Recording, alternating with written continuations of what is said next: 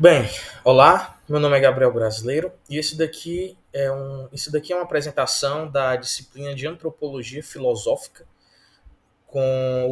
uma disciplina ofertada pelo professor Custódio.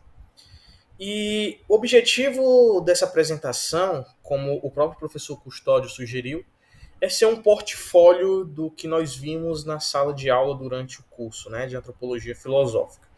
Então, o objetivo aqui é expor o que nós vimos.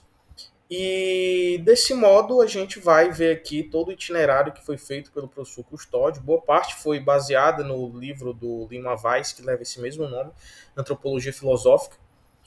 E aqui eu exponho algumas citações de Lima Weiss, seguindo o itinerário que o professor Custódio seguiu em sala de aula, e assim expor o conteúdo que nós vimos, e a fim de que isso seja um bom portfólio, né? Um portfólio que reúna de forma boa e concisa tudo que nós vimos durante esse curso. Então vamos lá. A primeira coisa que a gente viu durante o curso foi, como a gente está no curso de filosofia, né, e nós vimos, e no curso mais especificamente de antropologia filosófica, nós vimos o que é filosofia. Né? E o professor Custódio trouxe esse texto até nós, que se chama O que é Filosofia, do Ernest Tugendhat, acho que é assim que se pronuncia, Tugendhat. Não sei se é assim que se pronuncia, mas pelo menos é assim que se escreve. E eu vou ler aqui esse trecho e vou comentá-lo, certo? Então vamos lá. Tudo o que eu disse aqui sobre esse conceito de filosofia como orientação no mundo, sinto que são apenas indicações extremamente vagas e insuficientes. Não tenho acerca disso nenhum conceito claro e tampouco conheço filósofo que o tem. Mas seria importante tomar consciência de que aqui estaria a verdadeira tarefa. Supondo que a maioria das pessoas que chegam à universidade para estudar filosofia buscam alguma coisa que tenha a ver com a ideia de filosofia. Eis aí uma situação tipicamente filosófica, que tenhamos de confessar que pouco sabemos sobre a imagem que a filosofia assumiria nesse sentido, que é justamente o mais importante de todos, e o que torna tão insatisfatória entre nós a filosofia como atividade acadêmica, consiste também no fato de que, com isso, pouco nos temos preocupado. Basicamente, esse texto, isso aqui é um trecho que eu peguei já da conclusão. Basicamente, a conclusão que ele chega é que nós não sabemos ao certo o que é filosofia. Né? O que é filosofia já é um problema filosófico, do ponto de vista que é algo que se usa meios filosóficos, ou seja, se utiliza artifícios típicos da filosofia, como o uso da reflexão, a fim de chegar em um conceito. Né? Isso é algo tipicamente filosófico. No caso, é a filosofia estudando a si mesmo. Né? Então seria uma filosofia da filosofia ou uma metafilosofia. E aqui, no caso, a conclusão que ele chega, como eu disse, é que nós não sabemos ao certo o que é filosofia. Mas uma coisa interessante que o professor Custódio disse em aula é que talvez esse mistério do que é filosofia já seja o que essencialmente é a filosofia. A filosofia seria algo que se concentra tipicamente nas perguntas e não nas respostas definitivas. Então, talvez uma resposta do que é filosofia, o que o Ernest deixa aberto nesse texto, seja isso, que a filosofia é exatamente essa coisa que faz perguntas, mas que não tem respostas definitivas, porque não há resposta definitiva nem para o que ela própria é. Né? Então, há esse mistério. E é interessante que aqui ele fala da situação de pessoas que vão para a universidade com o objetivo de estudar filosofia, mas não sabem definir o que é filosofia. Mas parece que intuitivamente as pessoas sabem o que é filosofia. É aquela atividade, aquele empreendimento do pensar, onde você se engaja de maneira racional para esclarecer conceitos, para descobrir novas coisas a partir da razão. Então as pessoas parecem ter assim, uma ideia intuitiva do que é filosofia, apesar de não saberem definir com precisão. Mas eu diria que, seguindo aqui a esteira do professor Custódio, que talvez o que é filosofia seja exatamente isso. Essa atividade de perguntar, apesar de não ter respostas definitivas para as suas perguntas. Né? Então isso aqui é uma ótima introdução para uma disciplina de filosofia, no caso de antropologia filosófica, isso aqui é uma ótima introdução, né? Porque antropologia filosófica é um ramo da filosofia, evidentemente. Só que ela vai estudar a antropologia, então é uma espécie de filosofia da antropologia, ou seja, é a filosofia se voltando para a antropologia, para esclarecer conceitos antropológicos, para esclarecer o que é antropologia e esse tipo de coisa. Né? Então vamos seguir aqui em frente. E bem, aqui a gente já vai entrar na questão do que nas questões mais antropológicas, ou seja, a gente vai adentrar aqui no como o homem foi visto ao longo da história pela filosofia. Porque a antropologia, como o próprio nome sugere, né, a etimologia já fala sobre o homem, né, o humano, o estudo, a ciência do ser humano, ou seja, estudar o que é o ser humano. Só que a ideia do que é um ser humano não é algo estático, né? Mudou ao longo das eras, ao longo da história, a ideia ou a visão do que é um ser humano. Então, a gente vai ver aqui algumas visões particulares a cada momento da história de o que é o ser humano. Né? O que é essa coisa que nós somos seres humanos, mas parece que nós não temos uma compreensão imediata do que nós somos, apesar de a gente ter uma compreensão de que nós estamos aqui vivendo. Né? Então, a gente vai começar aqui pela antiguidade. Né? Concepção de ser humano na antiguidade. E visão cosmocêntrica. Antes de explicar o que é esse cosmocentrismo, eu vou ler aqui esse trecho aqui, que isso aqui eu tirei de um slide do professor Custódio, que eu achei muito bem explicadinho, e eu acho que ele cabe bem aqui. Nas próximas eu trouxe trechos do livro do Lima Vaz. Então vamos ler aqui.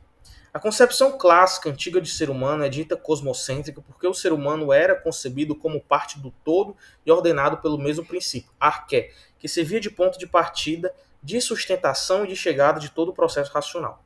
Ou seja, a arqué era basicamente o princípio a partir do qual tudo surge e o princípio a partir do qual, aliás, e o princípio para o qual todas as coisas irão.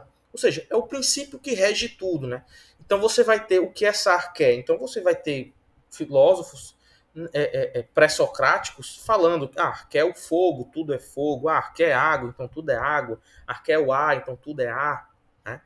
Ou então coisas mais abstratas como o ser de Parmênides, tudo é ser. Né? E então você vê que aqui já existia a ideia de que as coisas eram fundamentadas de uma forma ontológica, metafísica, por um princípio uno, um princípio unificado, um princípio homogêneo que sustenta tudo e toda a diversidade do mundo. Né? E nessa perspectiva, o ser humano é uma parte desse todo ordenado. Né? Esse todo ordenado é o cosmo.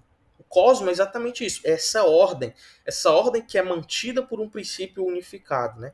Essa ordem que é uma relação entre diversos, ou seja, uma relação entre diversas coisas de maneira ordenada, que é sustentada por um princípio só. Né? E o ser humano se coloca nessa ordem. O ser humano, numa visão cosmocêntrica, o ser humano é parte dessa grande ordem sustentada por esse princípio, né, que é a arqué. Então, nesse sentido, é cosmocêntrico no sentido de que o que está no centro das coisas, desse paradigma, é o cosmo, ou seja, a ordem sustentada pelo princípio último, pela arqué, e o ser humano é parte dessa ordem de funcionamento. Né? O ser humano é ali uma parte importante dessa ordem, que é importante até para manter essa ordem. Né? Nós somos regidos nesse sentido, melhor compreendido, no sentido de que nós somos regidos por uma ordem maior que nós, mas ao mesmo tempo nós temos um papel importante nessa ordem. Né? Então o ser humano aqui não é o centro é o cosmo, né? Essa ordem. E ainda assim na antiguidade a gente vê que teve várias contribuições de vários filósofos, né? No caso aqui a gente vai ver os sofistas. E no caso, são contribuições para a antropologia, para a compreensão do que é o ser humano. Então eu peguei aqui alguns trechos do livro do Lima Vaz, né, que permite a gente compreender qual foi o papel, primeiramente, dos sofistas para o desenvolvimento da antropologia. Então vou ler aqui esses dois trechos e comentar. O pensamento antropológico do século V vai atingir na segunda metade do século em Atenas seu pleno desenvolvimento quando os sofistas fizeram do problema cultural, paideia, o problema maior da filosofia. São, pois, os sofistas que irão consumar a inflexão antropológica da filosofia grega, a própria designação de sofistes que engloba o saber teórico e as habilidades práticas, revela que o homem e suas capacidades passam a ser objeto principal da filosofia. Ou seja, a gente tem uma visão popular de que os sofistas eram pessoas ruins, né, eram pessoas desonestas. Só que o Lima Vaz, e isso o professor Custódio deixou muito claro em sala de aula, coloca os sofistas numa posição muito cara à origem da antropologia. Porque, primeiro, os sofistas, eles deram ênfase à cultura, né? Ou seja, eles deram ênfase ao processo cultural de desenvolvimento humano. Você tem a natureza, que lhe entrega coisas que são necessárias, e você tem a cultura, que proporciona um desenvolvimento para além dessas necessidades da natureza, né? E não só isso, como o Lima Vaz fala, a cultura ela é colocada como o maior problema da filosofia para os sofistas, né? E aqui tem esse conceito de paideia. Paideia significa educação, né? E os sofistas eles deram muita ênfase nessa ideia de educação, nessa ideia de desenvolvimento de habilidades, sejam habilidades racionais, retóricas. E isso tem tudo a ver com cultura, porque é exatamente esse desenvolvimento proporcionado pela educação que proporciona um engrandecimento cultural e uma contribuição para o enriquecimento da própria cultura como um todo, né? E então é nesse sentido que o Lima Vaz dá aos sofistas o mérito de proporcionar uma compreensão muito grande do que viria a ser chamado de antropologia, né? Ele fala ele fala de uma consumação de uma inflexão antropológica, né? Eles inauguram a dimensão antropológica na filosofia.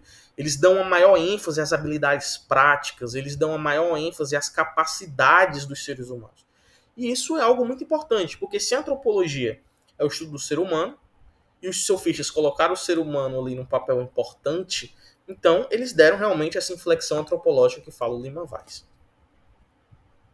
Agora a gente vai aqui para a transição socrática, como o Lima Vaz chama e como o professor Custódio também nomeou, né, essa seção da aula dele, digamos assim. Eu vou ler aqui esse trecho e vou comentar com vocês.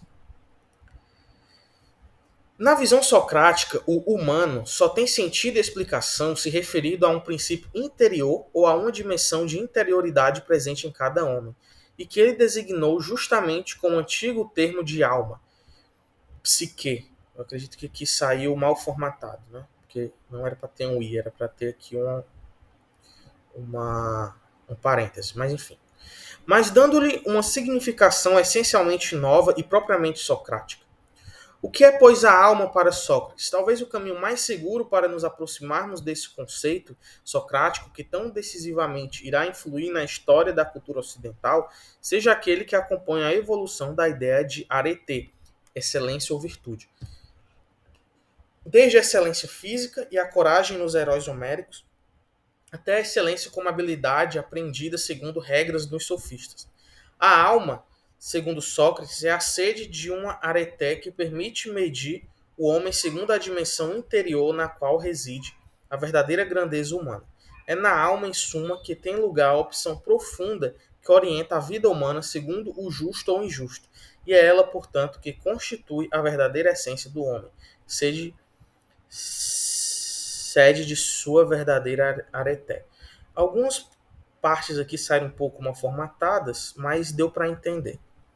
Enfim, o que está sendo dito aqui é que, primeiro, Sócrates ele fala sobre a alma humana, que é a psique, né? E essa alma, segundo Sócrates, ela é algo que vai ter uma grande influência na cultura ocidental.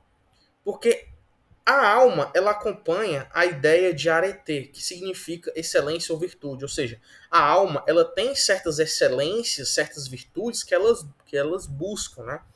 E o que é excelência? É uma espécie de fim natural que cada ser tem e que ele busca naturalmente. Então, por exemplo, qual é a excelência da ave? A excelência da ave é voar, né? A excelência do ser humano é a sua razão, né? Ou seja, o ser humano tem uma alma racional. Isso fica mais claro em Aristóteles, mas Sócrates já adianta isso. Então, a alma para o Sócrates é a sede dessa arete, ou seja, dessa excelência. Então, é a partir dessas excelências humanas que estão contidas na alma humana que vai haver a busca por um autoaprimoramento humano, ou seja, um aprimoramento humano segundo a busca dessas excelências. Então, o ser humano tem uma excelência, que é a racionalidade, então ele vai procurar desenvolver a sua racionalidade. O ser humano tem excelências físicas, então ele vai buscar desenvolver essas excelências físicas, como a excelência de um guerreiro, né? Então, você vê aqui que Sócrates ele inaugura a ideia de que há uma dimensão interior no ser humano que faz ele buscar algo que é da sua natureza. Então parece que a gente começa a ver aqui surgir a ideia de uma natureza humana, ou seja, a natureza humana enquanto excelências que você tem, mas que precisam de desenvolvimentos. E como a gente viu ali nos sofistas, né? E aqui também a gente pode dizer desse modo, essas excelências vão ser desenvolvidas, ou seja, a partir de um certo esforço humano que a gente pode classificar como estando no âmbito cultural, né? Então, essa transição socrática, ela é muito importante para a tradição filosófica e antropológica ocidental, porque ele inaugura a ideia de uma alma humana, algo particular humano, com excelências que podem ser desenvolvidas a partir da cultura e etc. Agora vamos prosseguir. Agora a gente vai para a antropologia platônica. Novamente, outro trecho do livro do Lima Vaz, e eu vou ler aqui para vocês e comentar. A antropologia platônica pode ser considerada uma síntese na qual se fundamenta a tradição pré-socrática da relação do homem com o cosmos. A tradição sofística do homem como ser de cultura, paideia, destinado à vida política, e a herança dominante de Sócrates do homem interior e da alma. Então, primeiro, começando aqui pelo final, né? Platão, ele herda de Sócrates essa ideia de um homem interior, ou seja, de uma natureza humana que tem certas excelências a serem desenvolvidas, né? Ou seja, de uma alma humana. Mas ele vai além, né? Ele junta isso àquela ideia pré-socrática de que esse homem, dotado de uma alma com certas excelências, está contextualizado no cosmos, ou seja, naquela ordem cósmica que é sustentada por um princípio, né? E aqui, novamente, ele também retorna ali aos sofistas a ideia do homem como um ser de cultura. Porque, afinal, se o homem tem uma interioridade a ser desenvolvida, esse desenvolvimento é um desenvolvimento que está no âmbito cultural, porque está no âmbito daquilo que é construído pelo ser humano, daquilo que é desenvolvido pelo ser humano. Então a gente vê aqui uma espécie de tríade, né, no Platão. A gente vê, ele resgata aquela dimensão cósmica, né, de que você, daquele cosmocentrismo, de que você é parte de um todo, de parte de um todo ordenado, parte de um todo organizado. Ele resgata dos sofistas a ideia de que o homem é um ser de cultura, né, e pega de Sócrates a ideia de que há no homem uma alma, há no homem uma interioridade que tem na sua natureza excelências a serem desenvolvidas. Então, a antropologia platônica ela pega ali de diversas partes da história anterior a ela e desenvolve uma antropologia própria. Agora vamos para a antropologia de Aristóteles, certo? Outro trecho do Lima Vaz. Vou ler aqui para vocês. O centro da concepção aristotélica do homem é assim a physis, mas animada pelo dinamismo teleológico da forma, intelecteia, que ele é imanente, e como forma ou eidos é o seu núcleo inteligível. Aristóteles transpõe assim para o horizonte da physis o telos ou fim do ser e do agir do homem, que Platão situara no horizonte do mundo ideal. Na verdade, o homem tem bem assinalado seu lugar na estrutura hierárquica da physis, mas, por outro lado, fiel à inspiração platônica de suas origens, Aristóteles celebra também o homem a capacidade de passar além das fronteiras do seu lugar no mundo e elevar-se pela teoria à contemplação das realidades transcendentes e eternas. Ou seja, Sócrates aqui ele fala que o homem tem uma dimensão física, que é a physis, né? E ele tem também uma dimensão inteligível. Ou seja, existe aquela dimensão que é a dimensão visível, que a gente pode, inclusive, chamar ali de uma certa corporeidade do ser humano. Você tem aquela coisa visível, né? Aquela coisa palpável. Mas, ao mesmo tempo, você tem também um núcleo inteligível. Você tem um ser humano físico, mas você também tem um núcleo inteligível, que é exatamente algo muito semelhante ao que Sócrates e Platão chamaram de alma, né? Você tem aquele núcleo que pensa, aquele núcleo racional, que se desenvolve racionalmente. Então, é interessante que aqui, ao mesmo tempo que ele traz uma certa inovação, ele também resgata o Platão, né? Porque, como é falado aqui pelo Lima Vaz, ele fala que o homem também ele tem uma certa aspiração às verdades transcendentes, né? E isso é buscado através da teoria. A teoria era um... E ainda é, né? A gente ainda usa essa palavra, mas teoria era uma forma, assim, de... Era uma busca de ver o mundo como Deus vê o mundo, né? A visão de Deus do mundo. Ou seja, buscar as verdades transcendentes que estão além daquele mundo material, né? Não que para Aristóteles existia um mundo das ideias separado, não. Mas existe um mundo inteligível que você consegue ver através da razão quando você se empreende na teoria, né? Você busca ver as verdades eternas que estão ali sendo realizadas no próprio mundo, né? Então, é bem interessante essa ideia aqui do Aristóteles, porque ao mesmo tempo que ele não vê o fim último do homem como estando ali no mundo ideal, ele mesmo assim ainda vê na teoria um, um lugar para o qual o ser humano tende, né? Então é bem interessante isso.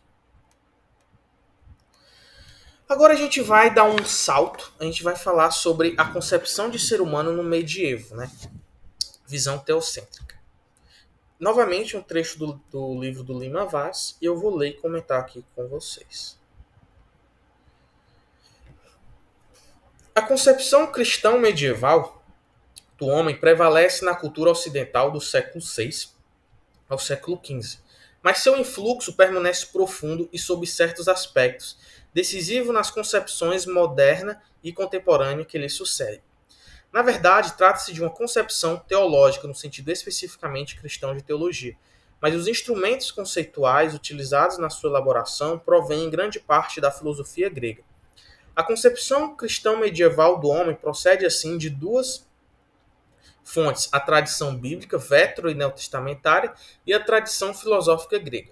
A tradição bíblica goza, na forma do pensamento cristão, de uma primazia em termos de normatividade, pois constitui uma instância última de referência, segundo a qual deve ser julgada a autenticidade cristã das concepções e teorias que se apresentam no campo teológico.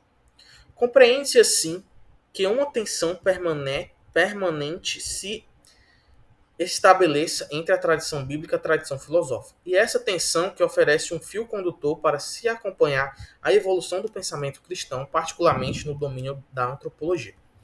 Ou seja, primeiramente, ali eu falei, e como o professor Custódio bem falou, e também como o Lima Vaz fala, na concepção medieval do ser humano há uma visão teocêntrica. Ou seja, não há mais a visão de que o que está no centro é o cosmo, ou seja, um todo, e que o ser humano é parte, mas sim a visão de que o próprio Deus é o centro do pensamento, o centro do desenvolvimento filosófico, o centro de tudo, basicamente, né? Da própria cultura. Né? As próprias relações na Idade Média eram intermediadas por crenças religiosas, por leis baseadas em preceitos religiosos, né?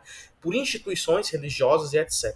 Então não é de se estranhar que no pensamento medieval Deus estivesse no centro, né? Em um sentido forte.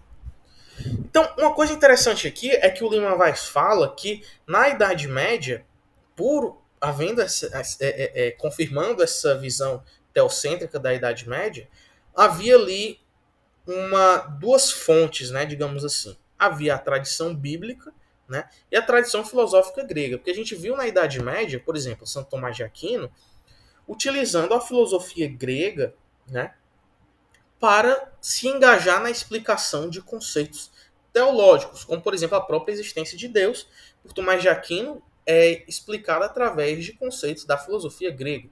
Mas, evidentemente, a filosofia grega foi desenvolvida no contexto pagão, mas aqui ele quer desenvolver isso num contexto cristão, né? Onde a Bíblia é uma fonte de autoridade, né? Onde você tem a igreja também é uma fonte de autoridade, etc.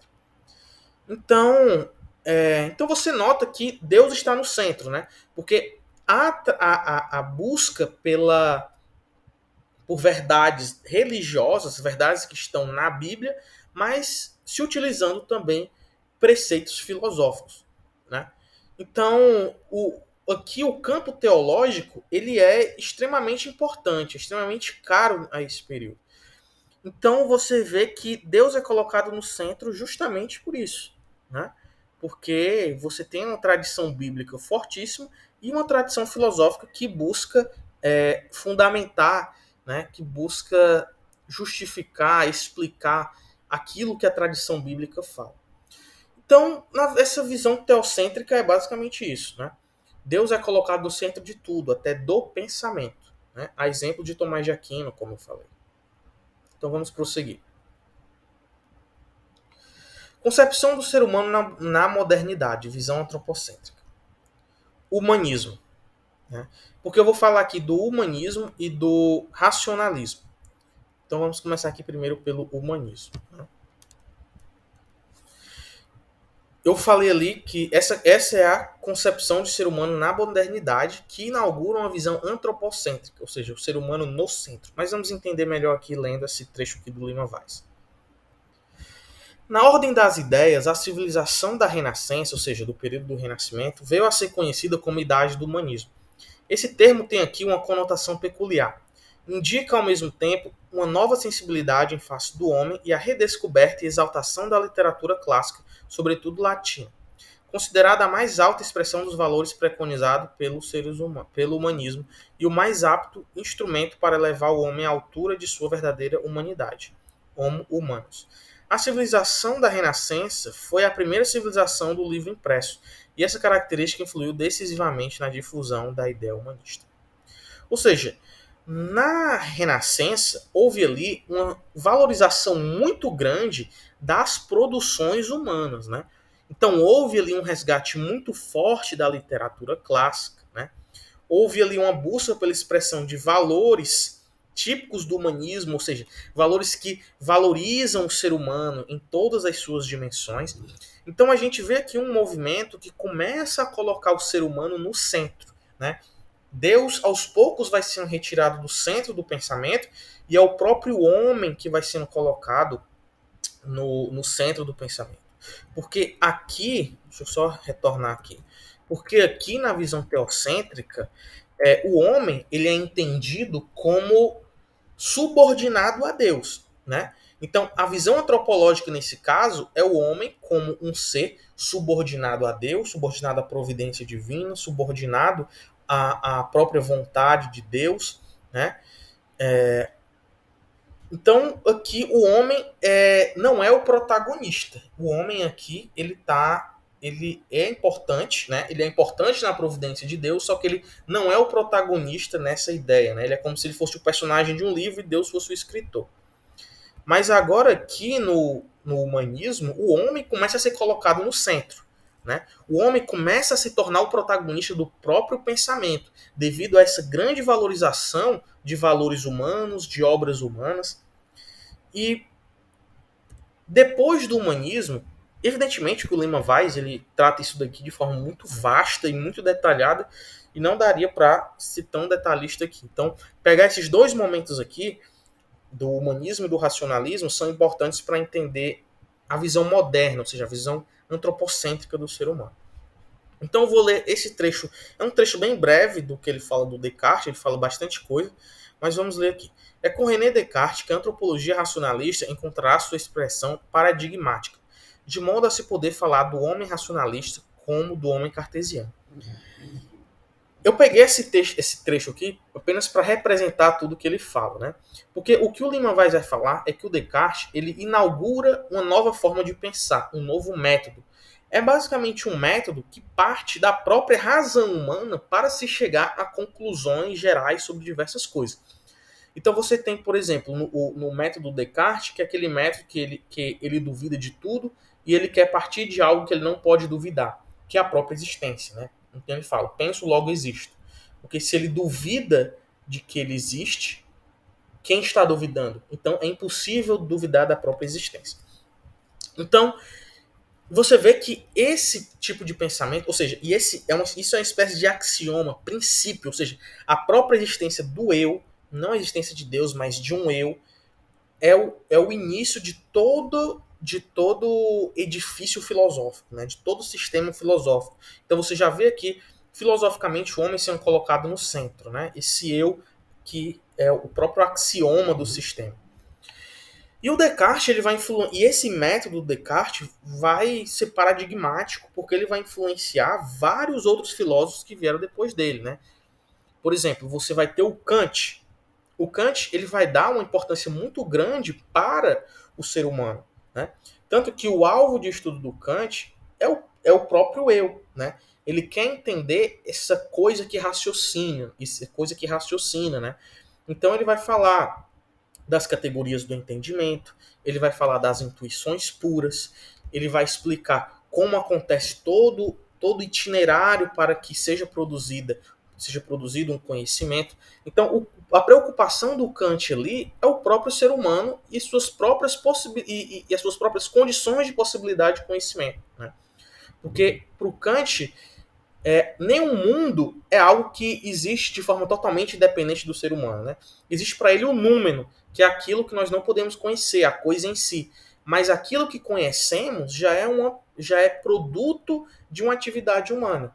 Porque aquilo que é conhecido, aquilo que é empiricamente conhecido, já é algo que está dentro, por exemplo, das intuições puras dos seres humanos, né? A intuição pura do tempo e do espaço. Então você já tem um objeto empírico que está dentro das próprias faculdades do ser humano, né? Das faculdades do ser humano que é racional. Então você vê aqui o ser humano é colocado no centro de uma forma muito forte. É engraçado que Marx ele vai chamar esse tipo de pensamento, né? Ele critica o Hegel, e isso cabe também ao Kant. Ele vai dizer que esse eu penso, ele é como se fosse um novo demiurgo, né? Ele cria a realidade, né? Não existe mais uma realidade fora, mas é esse próprio eu penso que cria a realidade para ele mesmo, né? Então você vê aqui Deus sendo tirado de cena de uma forma forte. E Deus, para Kant, é colocado como algo da velha metafísica que sequer pode ser conhecido. Porque Deus está para além daquilo que pode estar, primeiramente, nas intuições puras da sensibilidade do ser humano, né? Deus não pode ser colocado ali, não pode ser reduzido ali à espacialidade, temporalidade das intuições do ser humano, então não pode ser conhecido. Então Deus é algo que é da velha metafísica, não pode ser conhecido. Então você vê que em Kant, Deus é tirado totalmente de cena e o homem é colocado como protagonista, né? E isso, eu repito, é uma herança do Descartes, né? Desse racionalismo. Então vamos prosseguir aqui. Agora a gente vai para a contemporaneidade, onde a gente tem uma visão pluridimensional. Eu vou ler aqui esse trecho aqui do Lima Weiss e vou comentar com vocês. As antropologias filosóficas contemporâneas preferem reconhecer a pluridimensionalidade dos sentidos que a experiência de seu próprio ser revela ao homem, e procuram situar-se numa perspectiva que lhes pareça privilegiada para, a partir dela, construir um discurso englobante e coerente sobre a totalidade da experiência humana. Nesse caso, não é a centralidade de um lugar único gerador de sentido, como o logicon clássico ou o cogito cartesiano, mas a pluralidade de lugares de sentidos que permite igualmente a pluralidade de discurso antropológico. Ou seja, na contemporaneidade, a gente não tem mais a ideia de que existe uma visão baseada num certo princípio. Não. A contemporaneidade, como o próprio Lima Weiss explica aqui, é marcada pela pluridimensionalidade. Você tem uma pluralidade de visões sobre o que é o ser humano, você tem uma pluralidade de saberes, né? Então, esse reconhecimento que existe uma pluralidade, não existe somente uma forma de compreender o ser humano, é a marca da contemporaneidade. Você não tem mais ali a ideia de que o homem está no centro, ou Deus está no centro, ou o cosmos está no centro. Não, você tem ali vários núcleos divididos em diferentes saberes, em diferentes concepções, em diferentes culturas, que compreendem de forma diferente onde está situado exatamente o homem no pensamento, né? E isso é muito contemporâneo mesmo, né? Porque a gente vê, inclusive, no reconhecimento na própria faculdade, a gente vê já esse reconhecimento bastante avançado de uma vasta gama de saberes, de perspectivas, ou seja, de uma grande pluralidade de discursos antropológicos.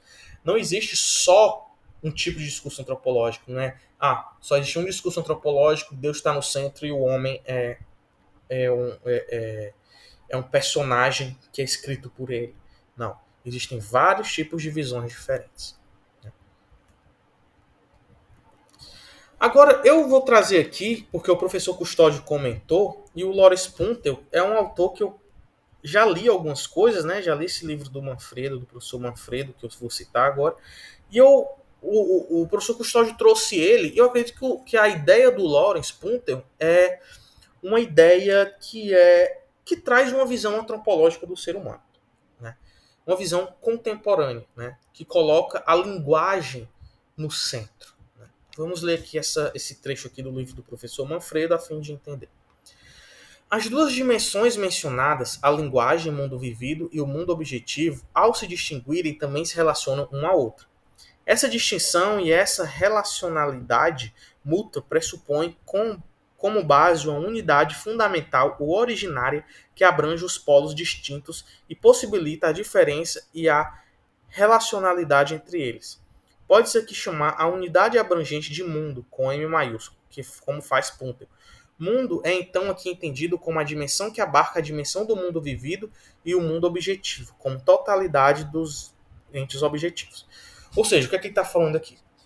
Ele está falando que existe a linguagem, que é aquele mundo vivido, que é o mundo do ser humano, o mundo subjetivo do ser humano, o mundo das inter-relações humanas, são intermediadas pela linguagem, o mundo das coisas conhecidas, que são conhecidas através da linguagem, e existe o mundo objetivo, que está além da linguagem, mas que se conecta com o ser humano através da linguagem. Então você tem aqui, para o Puntel, não existe não existe a ideia de que o que está no centro é a subjetividade humana com sua linguagem. E nem a ideia de que, não, o que está no centro é o mundo objetivo do qual o homem é só mais um que está ali.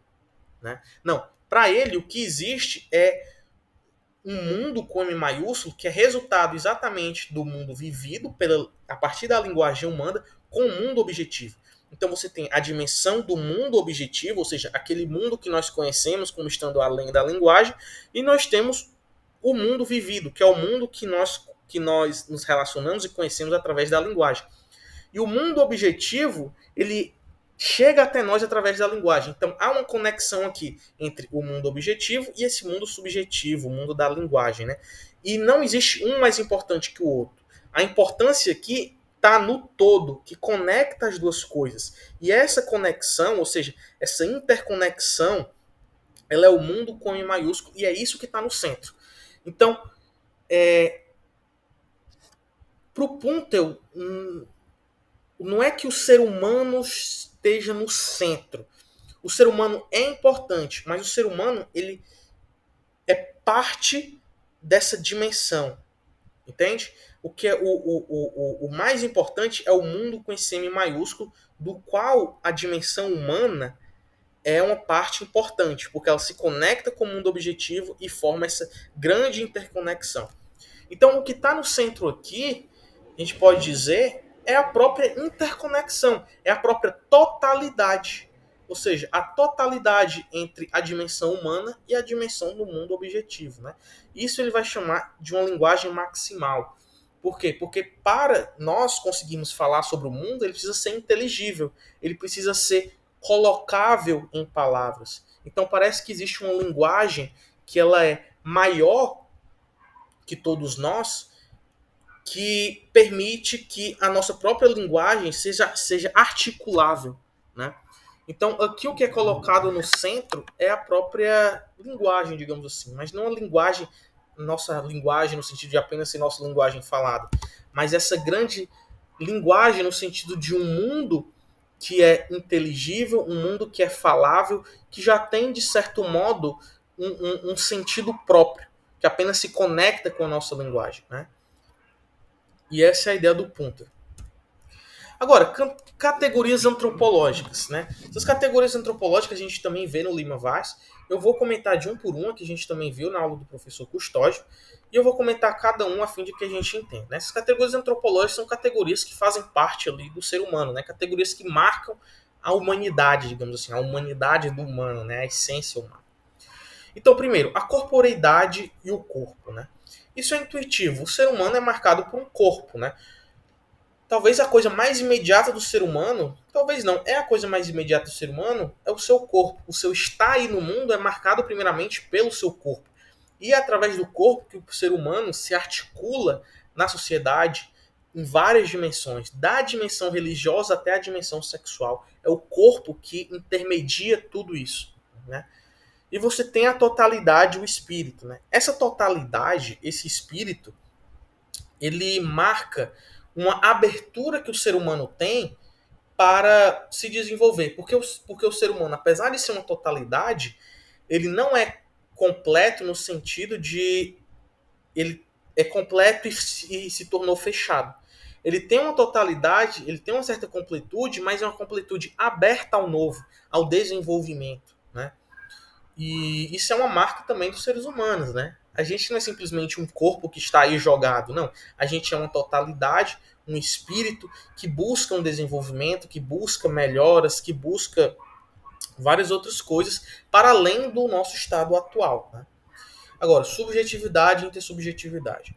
Outra marca do ser humano é a sua subjetividade. E não só a subjetividade, mas também a intersubjetividade, ou seja, aquilo que nós compartilhamos com todos os outros seres humanos. Porque existe uma subjetividade compartilhada. Eu tenho uma subjetividade que tem certas particularidades que outras pessoas também têm. Evidentemente, ela não tem a mesma personalidade que eu, ela não tem a mesma forma de ver o mundo que eu.